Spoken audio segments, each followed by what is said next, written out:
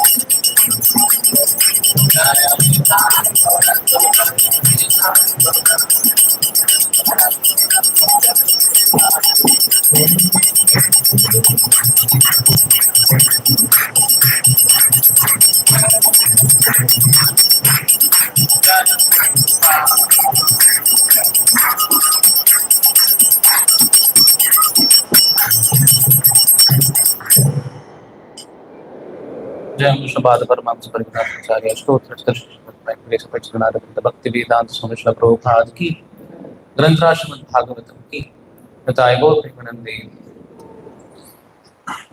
ओम नमो भगवते वासुदेवाय।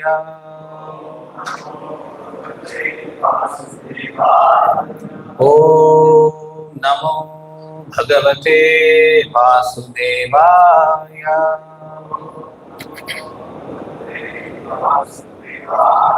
ओम नमो भगवते वासुदेवाय।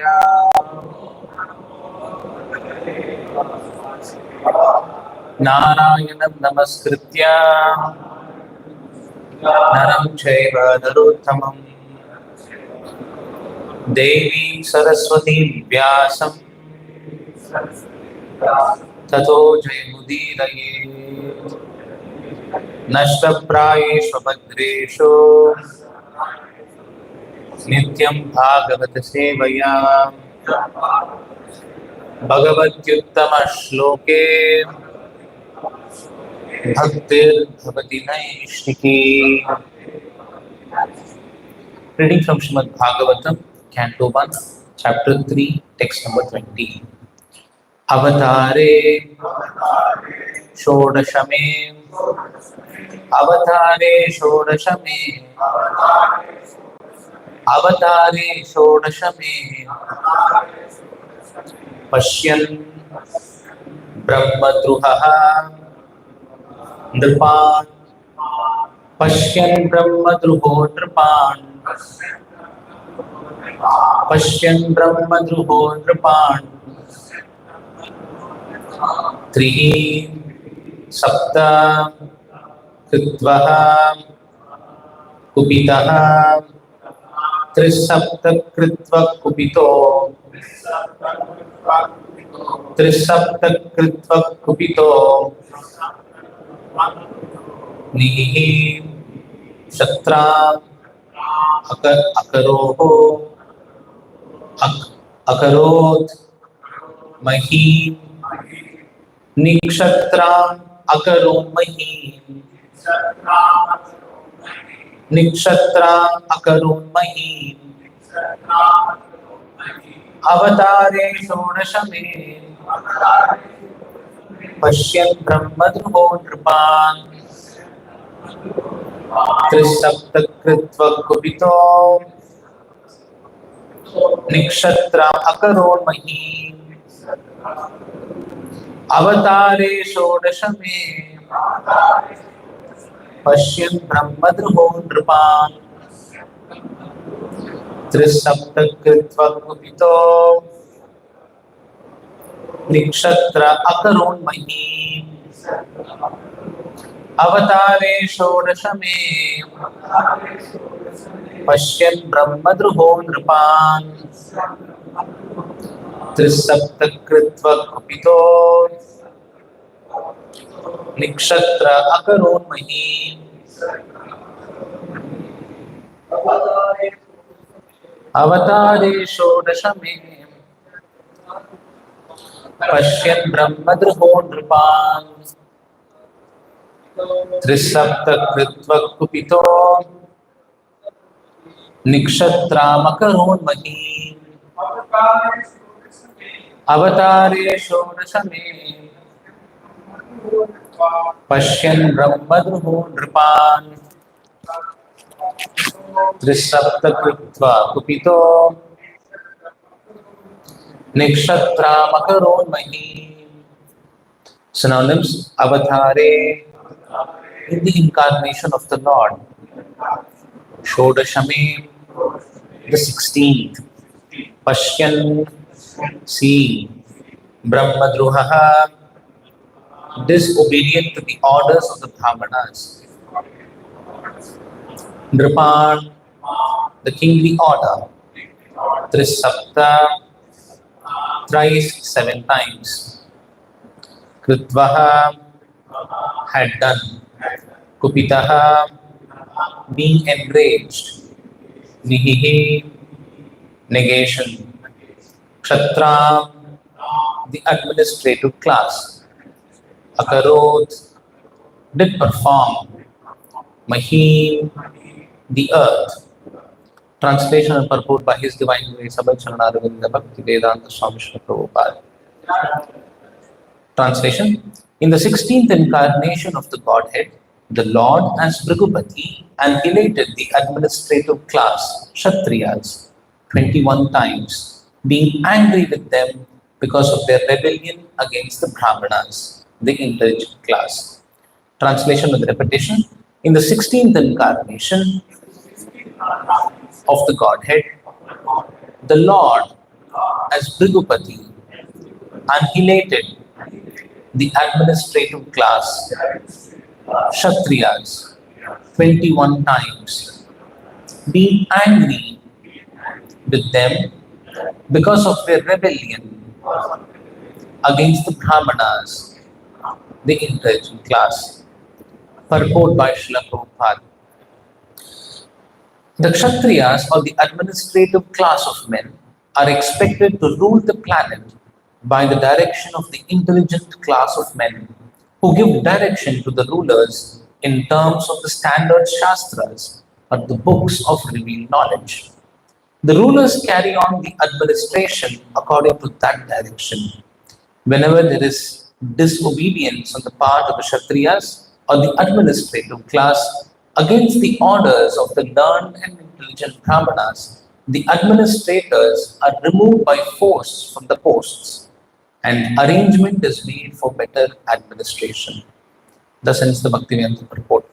Om Ajnanatimidandasya Jnananjanashanakya Chakshurunmilitam Mena Tasmai Shri Gurave Namaha. Om Vishnupadaya Krishna Krishnaya Bhutale Srimate Bhaktivedanta Swamini Namine Namaste Saraswate Deve Gauravani Charani Nirvishesha Shunyavadi Paschatya Deshatarani Jai Shri Krishna Chaitanya Prabhu Nityananda Shri Advaita Gadadhara Shri Vasadi Gaura Bhakta Vrinda Hare Krishna Krishna Krishna Hare Hare Hare Rama Rama Rama Hare Hare. So in this verse, Sutta Goswami is continuing to describe about the different incarnations of the Lord to the sages of Naimisharanya. He is here describing the 16th incarnation of Godhead, who is known as Bhrigupati. Bhrigupati refers to Parashurama, who is the incarnation of the Supreme Lord.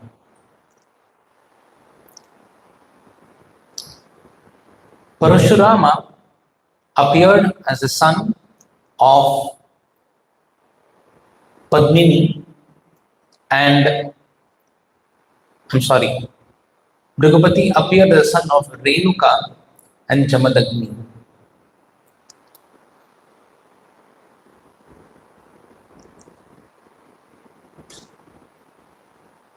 Renuka and Jamadagni were on the banks of river Narmada. And Jamadagni was one of the great sages.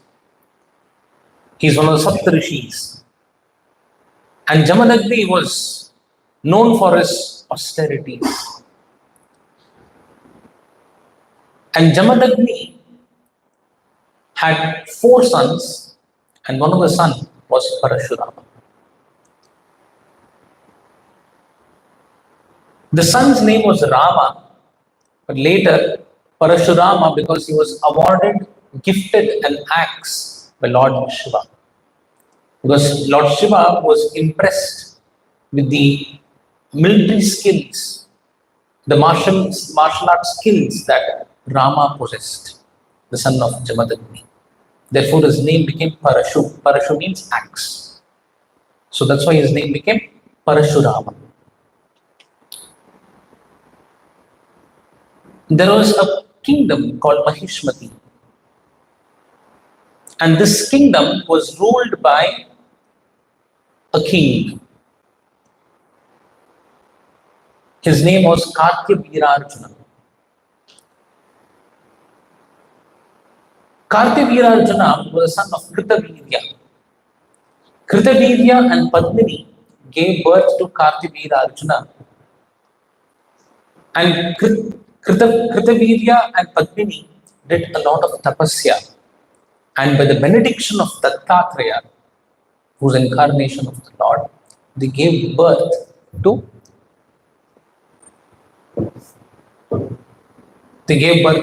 Kartyavirarjuna. His name was Arjuna. Because he is the son of Kritavira, he is called Kartyavirarjuna.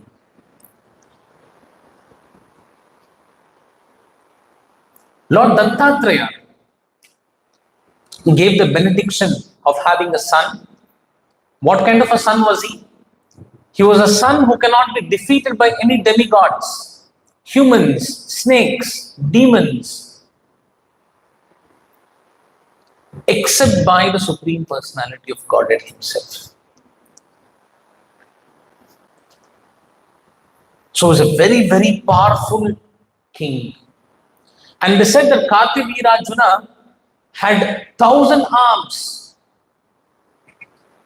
And he had the power to rule over the entire world. He had knowledge of dharma. He had victory over his enemies. He was invincible by anybody on this planet. He was invincible even by Ravana himself. Once Kartyavirarjuna was taking bath on river Narmada along with his wives, and he decided to stop the flow of Narmada. When he decided to stop the flow of Narmada, the water began to flood. And it so happened that Ravana had his camp on the banks of river Narmada. And his camp became flooded with water. Immediately enraged, Ravana began to attack Kartyavirarjuna. And Kartyavirarjuna, in retaliation, it is described in the Shastras that just like a man captures a monkey in a cage, Kartyavirarjuna captured Ravana and put him behind the bars. Then later, on the request of Pulastya Rishi, who was the grandfather of Kartyavirarjuna, Ravana was released.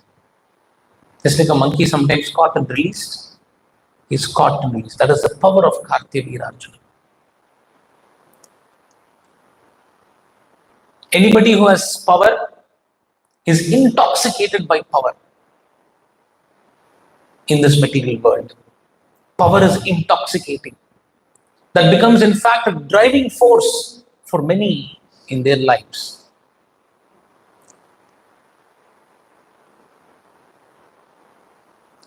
It was 1941, and Japan had decided to declare a war against the most powerful nations on earth. Why? Because Japan was suppressed.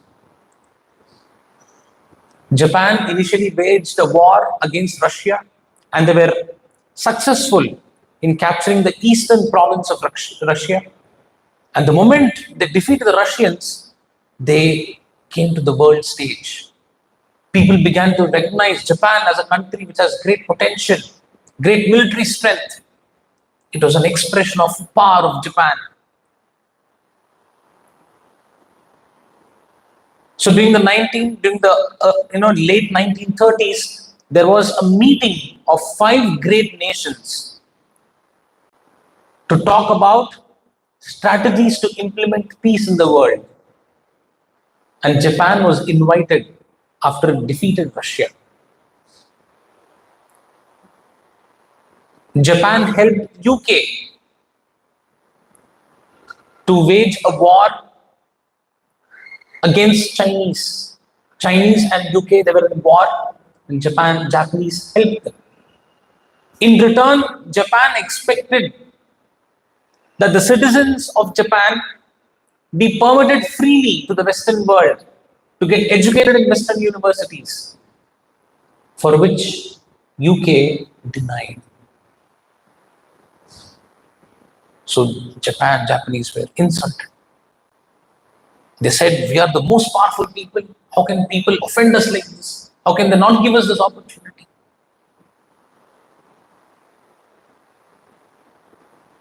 And different countries, different islands in Southeast Asia were all occupied by UK, US. And they were all controlling. And Japan also wanted to occupy eastern province of China. And when they tried to attack, because they wanted power, they wanted resources, and when they began to attack, the US intervened. They said, no, why are you attacking the Chinese? Well, Japan said, you have an island already in Southeast Asia, why not we have a portion of China for us? This is unfair. And that is when Japan became enraged. This is an expression of power. And then in 1941, in May, I think it was 7th or 8th, early morning, Japan, with 16,000 soldiers, 15 fleets of ships, hundreds of aircrafts, waged a sudden, stealthy attack on American island called the Hawaii Islands. The attack was very brutal, it was very stealthy and sudden, and America did not expect it. The Americans lost that war. 2,400 US men were declared dead. It was one of the most historic defeats ever. Then later we all know what happened. At a later point of time, Japan was bombed with the nuclear, isn't it, to suppress Japanese. So war is waged in this world. Why? Because people want to express and establish their power and authority over the others. And Prabhupada encapsulates all of these tendencies in a beautiful statement that he's made. Prabhupada, in fact, so beautifully presents these ideas, these concepts about how the material nature is in his books. He encapsulates this in the phrase, lording over material nature. Everybody wants to become the lord of the material world. Just like Kartavira Arjuna here, he also wanted to become the lord. He also wanted to take control of people.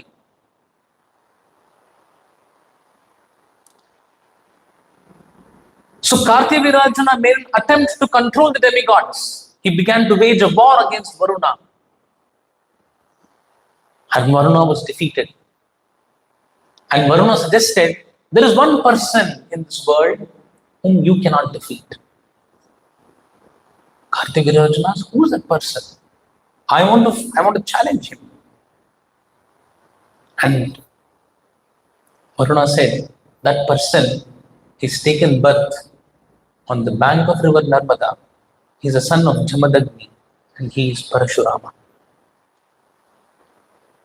So Kartavira Arjuna made a plan.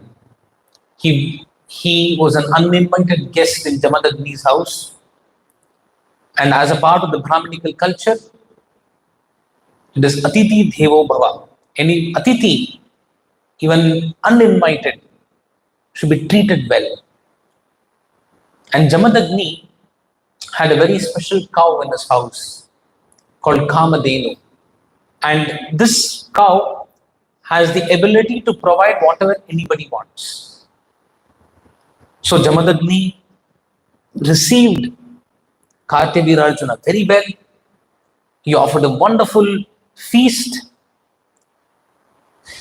because of the benedictions of Kamadhenu. And Kartavira Arjuna was very satisfied. And he came to know that all of these things Jamadagni is doing because of Kamadhenu. And he decided that I want this Kamadhenu in my kingdom. I want Kamadhenu to serve me. For which Jamadagni flatly refused, because Jamadagni had to perform his Brahminical duties. He used to take help of Kamadhenu. So Jamadagni flatly refused. And this enraged Kartavira Arjuna. And he said, I'm a very powerful king. How dare you deny me this Kamadhenu? And immediately Kartavira Arjuna chopped off Jamadagni's head and he took forcefully Kamadhenu to the kingdom. Parashurama, when he came to know that his father was dead, he became enraged. He immediately attacked Kartavira Arjuna. And Kartavira Arjuna, being a very powerful king, he sent 17 Akshauhinis of soldiers to attack Parashurama. And what is this Akshauhini? What is one Akshauhini? One Akshauhini is 21,870 chariots, 21,870 elephants, 65,610 horses, 1,09,350 infantry, totaling of 2,18,700 warriors. This is one Akshauhini. 17 Akshauhinis of soldiers, elephants, chariot, all 17 Akshauhinis are coming to attack Parashurama. How many attacked USA? 16,000 soldiers with 15 fleets of ships, some 300-400 aircrafts. Imagine the strength of Parashurama. Parashurama defeated them all. It is said that there were lakes of blood after this war. That was the strength of Parashurama. And he killed Kartavira Arjuna, Parashurama. And then, to atone for whatever killing he has done, he went on a pilgrimage. This is the story of Parashurama. The strength of Parashurama, the strength of the Supreme Personality of God is immeasurable. That is why one of the opulences of the Lord is that he has unlimited strength. A strength which human mind cannot estimate. He has that much of power which human mind cannot estimate and comprehend. That's the unlimited strength of the Supreme Personality of Godhead. Whatever strength, prowess, power we see in the material world is actually a glimpse of the Supreme Personality of Godhead's power. Krishna Prabhupada used the word, it's only a spark of my splendor. It's like in a fire, if there is a spark, the intensity of spark is very less compared to the fire. Similarly, the strength, the prowess, the beauty that we see in the material world, which is captivating the living entity, is only a spark of Krishna's splendor. That is why in the 15th chapter, Krishna says in the Bhagavad Gita that whatever we see in the material world is actually originally in the Supreme Personality of Godhead. Because everything is emanating from the Supreme Personality of Godhead. Everything is coming out from the Supreme Personality of Godhead. And what do we see in this material world? We see Para Prakriti and Apara Prakriti. Para Prakriti refers to the living entity and Apara Prakriti refers to matter. Both are emanations from the Supreme Personality of Godhead. And a devotee of the Lord is perfectly situated in knowledge about this existence. And because he is perfectly situated in knowledge about what this creation is all about, It is described in the Bhagavad Gita that the devotee becomes nirmama, without any proprietorship. What is the meaning of proprietorship? Ownership. He knows that nothing belongs to me. Everything belongs to the Supreme Personality of Godhead. This is the attitude of a devotee of the Lord. This is described in the 3rd chapter of the Bhagavad Gita. And what is the attitude of a devotee? It is described in the 3rd chapter, 30th verse. Mai sarvani karmani sannyasyaadhyatma chetasa nirashir nirmamo bhutva yudhyasva vigata jvaraha. The translation goes like this. O Arjuna, surrendering all your works unto me with mind intent on me and without desire for gain and free from egoism and lethargy, fight. And Prabhupada writes in the purport that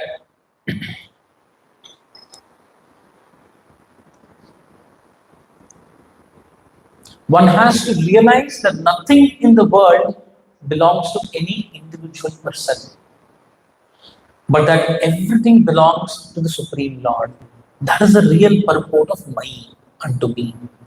And when one acts in such Krishna consciousness, what consciousness? Nothing belongs to me, but still I'm acting on behalf of the Supreme Personality of Godhead. When one acts in such Krishna consciousness, certainly he does not claim proprietorship over anything. And this consciousness is called nirmama, or nothing is mine. So such a person can act in Krishna consciousness for the sake of Krishna without any material tinge or without any material contamination. If there is any reluctance to execute such an order, which is not in consideration of material things, then he is said to be acting in Krishna consciousness. So one has to learn this art of acting in Krishna consciousness. And this whole art is described beautifully by Lord Krishna in the Bhagavad Gita. So, in this case, Parashurama, he performed the act of killing Kartikeya Arjuna because his father was killed. And therefore it is sinful. And Prabhupada writes in the purport that no one is exempt from sin. Even the Supreme Personality of Godhead, Parashurama, is said to be the Shaktavesha avatar of the Lord. Yet he is never exempt from sin. So he had to travel to different pilgrimage sites to atone for his sinful activities. One cannot become free from sinful tendencies. So if one has to become free from sinful tendencies, one has to be situated in perfect knowledge of Krishna consciousness. And one of the items of perfect knowledge is mentioned here as nirmama. In another place, 3rd chapter, it is mentioned, Tattvavittu mahabaho guna karma vibhagayoho guna guneshu vartanta iti matva sajjate. One who is in knowledge of the absolute truth does not engage himself in the senses and sense gratification, knowing well the difference between work and devotion and work for fruitful results. The natural tendency of every living entity is to work. But one has to learn the art of working in devotion. And that is the science of Krishna consciousness. And how does one learn the art of working in devotion? By culturing Krishna consciousness. And the elements of how to culture Krishna consciousness is there in the Hare Krishna movement. It's there as a part of our ecosystem within our temples. Get up in the morning, chant Hare Krishna mantra, attend Mangalarti, do Sankirtan, do deity worship. All of this develops the Krishna consciousness, the dormant Krishna consciousness of a living entity. So that is the spirit of performing all the duties as described by Lord Krishna in the Bhagavad Gita. Prabhupada writes in the purport that the Kshatriya should always be led by the Brahmanas. The administrative class, they must obey the order of the Brahmanas. It's a part of the Vedic culture. And why the Brahmanas? Because Brahmanas know the purpose of life. The purpose of life is described in the Vedic literature as self-realization. The goal of life is self-realization. And the Brahmanas work towards developing this self-realization. Vedic culture means to create every person a Brahmana and not to keep him as a Shudra. In the modern education system, Prabhupada writes, the purpose is to elevate the general people, but they do not know how to elevate them. Therefore, there is so much of trouble. And Prabhupada writes, there's so much of trouble because people lack purpose in life. The other day, I was taking a lift, and there happened to be a man who was just an acquaintance. He was there close to the place where I stay, and he came up and told me, because he sees me going for Mangalarti every day in the morning, and sometimes he sees me, going out to do some services. So he began the conversation. He said, "Aapka life alag hai na, hamara tarah nahi hai." So I said, "Yeah, okay." And then he said, "Utna gehrai mein nahi jana hai, sirf bas mast rehna hai." मैं जो बोल रहे हैं correct है ना? Is asking me, अगर गहराई से जान तो वो मस्त एलिमेंट जो है ना वो चल जाएगा लाइफ में. So I did not explain to him very deeply because we had a very brief conversation. He was in a hurry, I was in a hurry. But Prabhupada says, हम तो गहराई में हैं, लेकिन material life की गहराई में उनको पता नहीं. He does not know the depth of ignorance that we are all in. And today we are able to, all of us are in depth of ignorance, but we are able to understand that we are in depth of ignorance because of Prabhupada's mercy.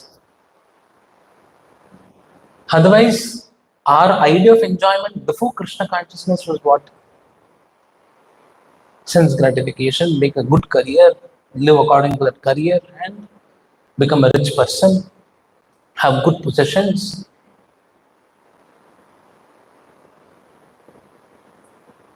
Mast raho.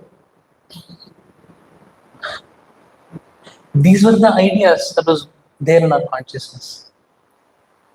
By the mercy of Prabhupada, we are out of these ideas.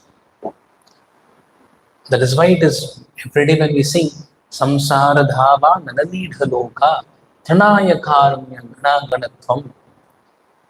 The spiritual master is showering the rain of mercy. And what is that rain? The rain of words, the Vani of the spiritual master is the mercy that is being showered upon us. And when we become submissive, when we receive this rain of mercy, our consciousness changes. And that is how we want changed. Correct? Many times we have a tendency to think that we have taken up Krishna consciousness because of my intellectual understanding of Krishna consciousness. Actually, we have not taken up Krishna consciousness like that. We have taken up Krishna consciousness because of the experiences of Krishna that we have had in Krishna consciousness. The first experience of chanting the Hare Krishna mantra, the first experience of Sankirtan that we have had, the first experience of taking Krishna prasadam. This acted like a hook point for us to stay in Krishna consciousness. To stay in Krishna consciousness, Prabhupada has given us philosophy. But experience of Krishna precedes philosophy. Therefore, when we preach to people, give them Krishna conscious experience of Sankirtan. Give them Krishna conscious experience of prasadam. Then we preach. Many times when we do book distribution, encourage them to read Prabhupada's books.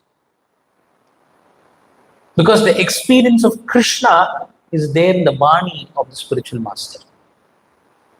When they hear Prabhupada, our life transforms. Or if they are not in a position to read and understand, give them prasadam. Invite them for Sankirtan.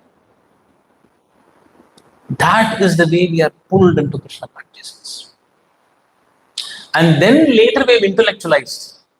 We have tried to build up rationals using Prabhupada's philosophy as to why we have taken up, why we should take up, why we should stay, why this effect of transcendental effect is there.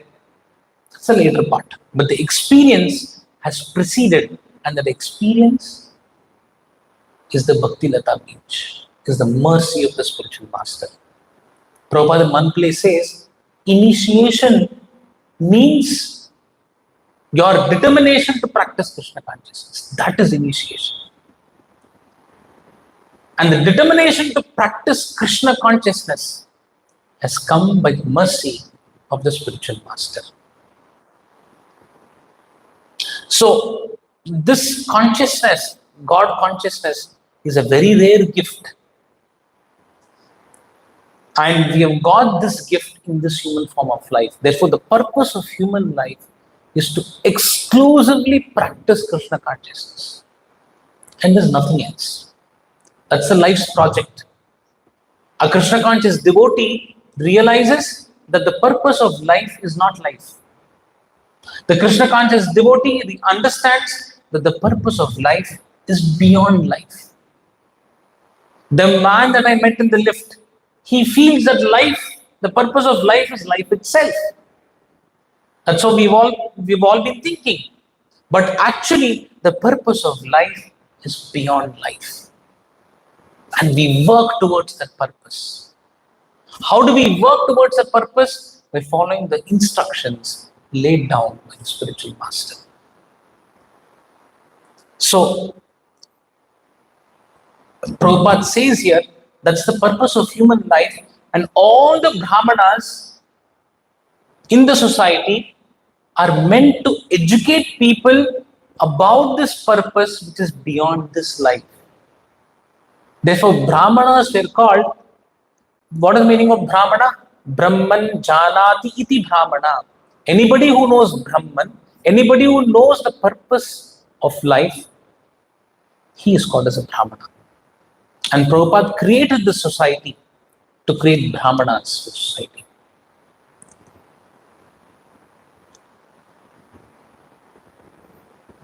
So Prabhupada explains in one of the lectures that the political power that is there, the social structure that is there, all of these things should culminate in developing the spiritual realization, understanding our relationship with God, understanding God, developing God consciousness. That is the purpose of any society. And this purpose is awakened by the Brahmanas in the society. Therefore, the Brahmanas should lead the Kshatriyas. Brahmanical culture means to aim for the advancement of civilization towards spiritual realization or self-realization. That is the prerogative. So, and Prabhupada further writes, the social system, the political system, the spiritual system, everything chalked with an aim. What is that aim? How to understand Brahman. As soon as one understands what is Brahman, Parabrahman, Krishna, then life is perfect. That was the aim of the society, of the Vedic society, unlike the modern society. The modern society is aimed towards economic development. And why does one want economic development? Economic development is done with the purpose of sense gratification. Therefore, Prabhupada highlights the importance of Brahminical culture. And Prabhupada set up temples to develop this Brahminical culture, to understand the Supreme Personality of Godhead, to understand the aim of life, to present what is the actual aim of life to the society.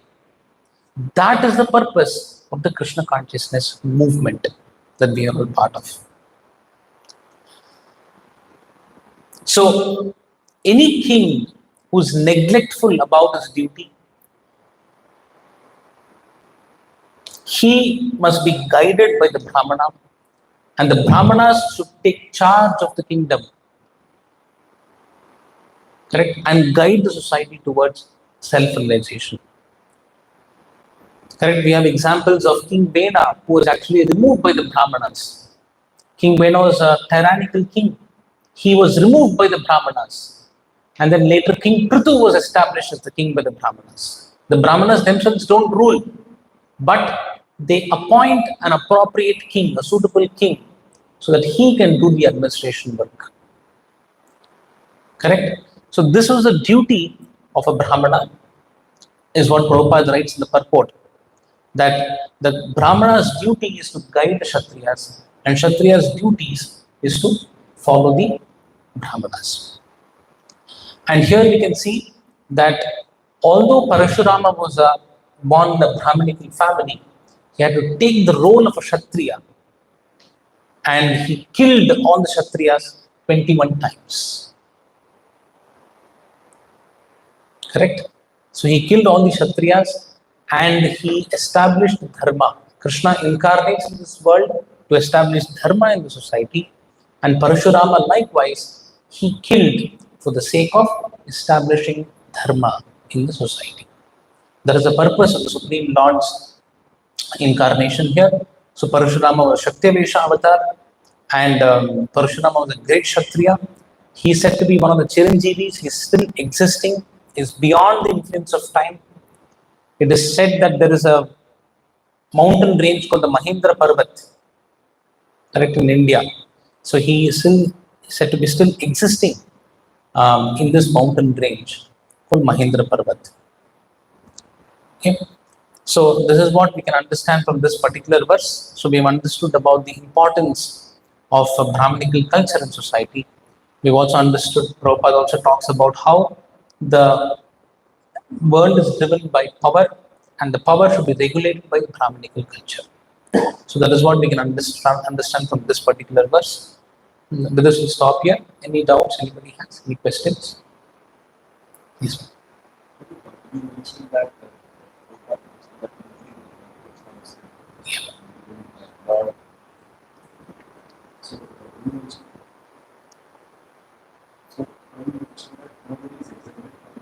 God had to atone for his sins. And in Bhagavad Gita, Lord says, Namam Dharmani Nimpati Name Dharmas. Yes. These two are Actually, whenever the Lord performs any act, Krishna says in the Bhagavad Gita, if I stop performing my duty, the whole world will follow me. In the 3rd chapter of the Bhagavad Gita, Krishna says this. So if he performs an act of killing and he is done away with it, the whole world will follow him. So he plays the role of a human to teach humans how to live in this material world. So he himself follows the dharmic rules. He plays by the dharmic rules to teach people as to how important it is to follow dharma. Otherwise, the Lord himself is transcendental. He is beyond the effects of the sinful activities. But to teach people how to live in this world, he has to play these roles in the material world. Just like Rama was dharmic. Every act was dharmic.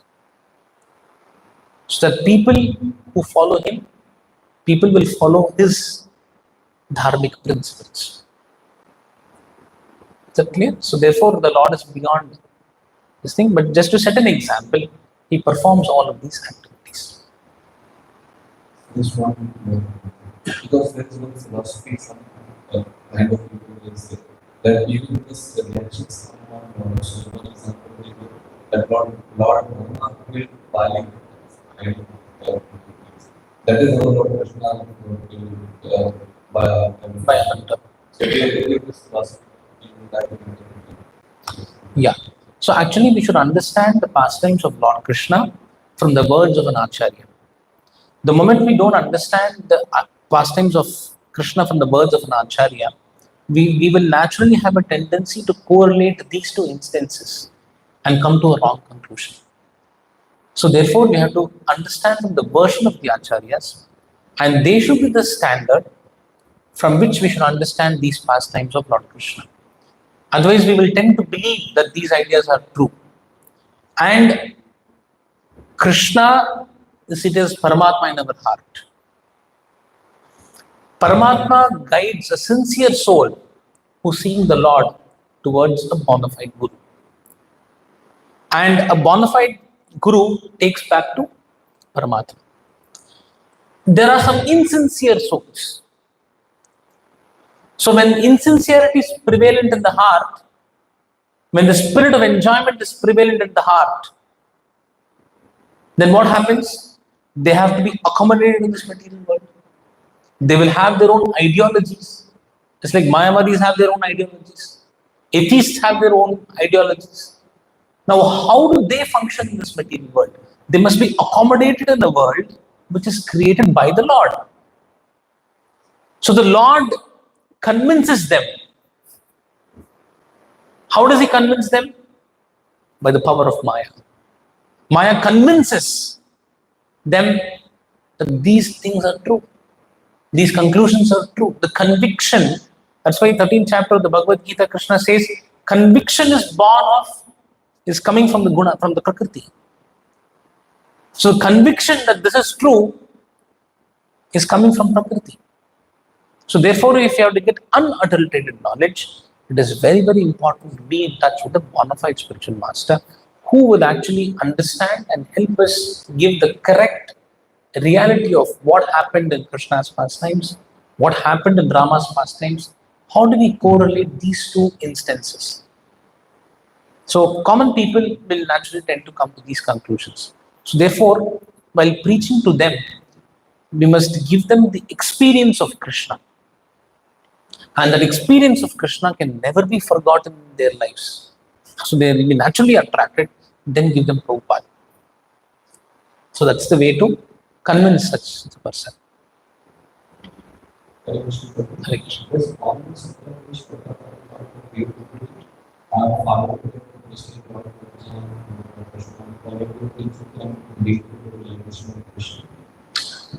Any avatar of the Lord, they incarnate for a particular purpose. Just like Buddha incarnation has come there for a particular purpose. Correct? So Buddha incarnation of the Lord has appeared in this world to stop the violence which is happening in the name of Vedic literatures.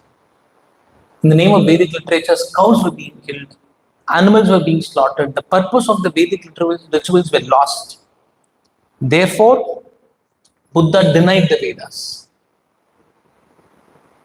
So he took people in one particular direction so that he can restructure the whole chaos which is happening. In a chaos is, you cannot suddenly bring about a change, a revolution. Revolution happens in stages. So stage 1, the Lord intervenes. And then he takes them in a particular direction. Then stage 2, the Lord sends his representative, Adi Shankaracharya. Buddha spoke about Shunyavada, Adi Shankaracharya spoke about Mayavada, which is the next stage. Shunyavadis believe that the Lord is zero, nothing. If you're experiencing pain because of this body. So kill yourself, annihilate yourself. And then you will not experience pain. That is the Buddhist philosophy. Then further advanced is Adi Shankara. Who's Adi Shankara? Shiva. Lord's associate. It's by the Lord's plan Adi Shankara has taken birth. It is by the Lord's plan that Ramanujacharya appeared later, establishing the next philosophy, which says qualitatively we are one, quantitatively we are different. Vishishta Advaita philosophy. And then Madhvacharya has come to establish Dvaitavada. Then Chaitanya Mahaprabhu came to establish Achintya Veda Veda Tattva. So it's a gradual evolution of, of consciousness of people. And Lord intervenes in all of these. Lord has a role to play. Correct?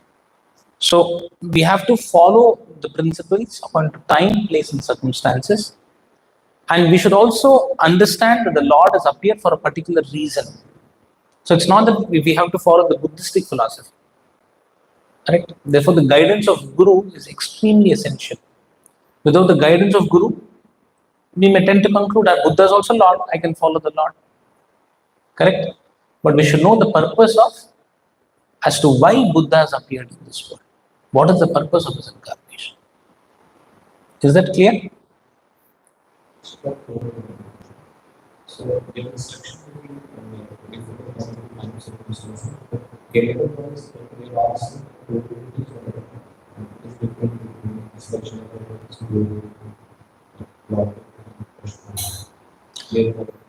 Yeah, Shaktavesha avatars of the Lord, they're all pure devotees of the Lord. Correct? So they're all pure devotees of the Lord, but they're empowered incarnations of the Lord. Parashurama is an empowered incarnation of the Lord. The Lord's Shakti is acting through them. It's the meaning of Shaktavesha avatar. Is that clear? Any other doubts anybody has before we stop? Srīmad Bhāgavatam ki, Jagat Puruṣa Prabhupada ki.